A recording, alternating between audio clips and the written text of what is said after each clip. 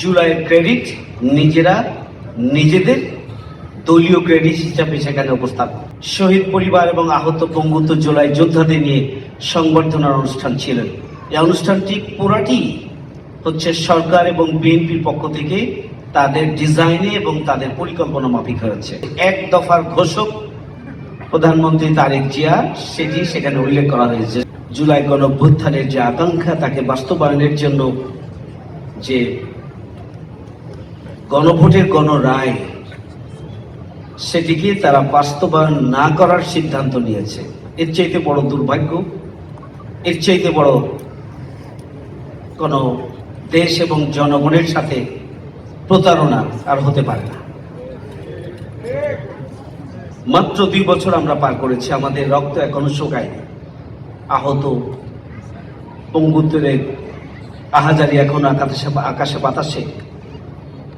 এখনো আমাদের সামনে জুলাইয়ের গণঅভ্যুত্থানের প্রতিটি বাঁকে বাঁকে যে জুলুম, নির্যাতন, নিষ্পেষণের স্টিম রোলার, যে গুলি, যে বোমা, যে টিয়ার সেল এবং যে হত্যাকাণ্ড, যে নৃশংসতা, যে বর্বরতা, এটা আমাদেরকে প্রতি মুহূর্তে এখনো আমাদেরকে শিহরিত করে।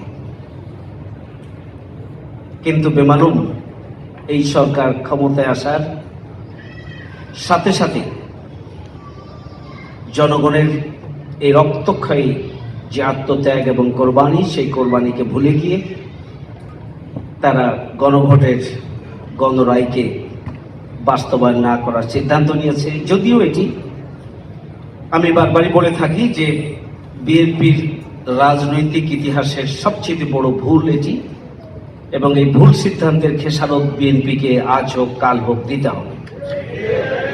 70% মানুষের এই আকাঙ্ক্ষাকে পদদলিত করে কোনো গণতান্ত্রিক রাষ্ট্রে কোনো সরকার রাষ্ট্র পরিচালনা করার অধিকার রাখে না।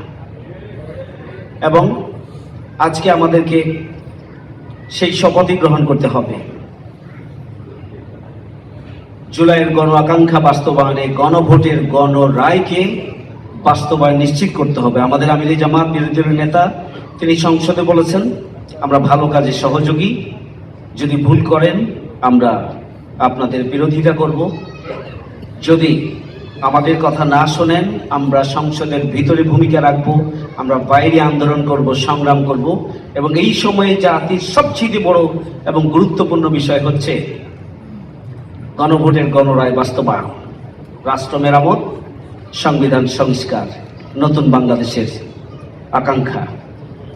এই রোড ম্যাপের বাইরে জুলাই গণঅভ্যুত্থানের যতই আলোচনা সভা, যতই তাৎপর্য এবং পুরস্কার বিতরণী হোক, আর আমরা শহীদদের মর্যাদার জন্য আয়োজন হোক, আমরা যাই করি না কেন, সেটি কোনোভাবেই জুলাইয়ের চেতনাকে ধারণ করা হবে না। আপনারা খেয়াল করেছেন, কয়েকদিন আগে চীন মৈত্রী সম্মেলনে প্রেসিডেন্টের উপস্থিতিতে শহীদ পরিবার এবং আহত পঙ্গুত্ব জুলাই যোদ্ধাদের নিয়ে সংবর্ধনার অনুষ্ঠান ছিলেন।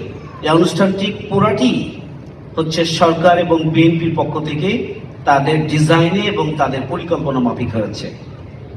কিন্তু সেখানে পুরো ইতিহাসকে, জুলাই গণঅভ্যুত্থানের ইতিহাসকে বিকৃত করা হয়েছে।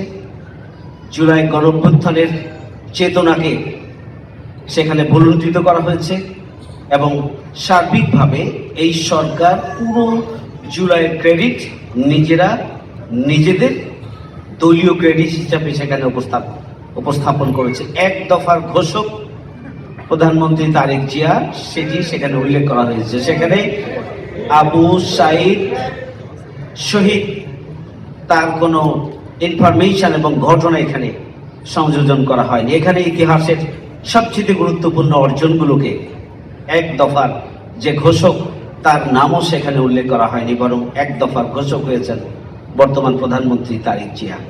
এইটা খুবই দুর্ভাগ্যজনক যে এখনই আমরা ইতিহাসকে বিকৃত করে ফেলেছি।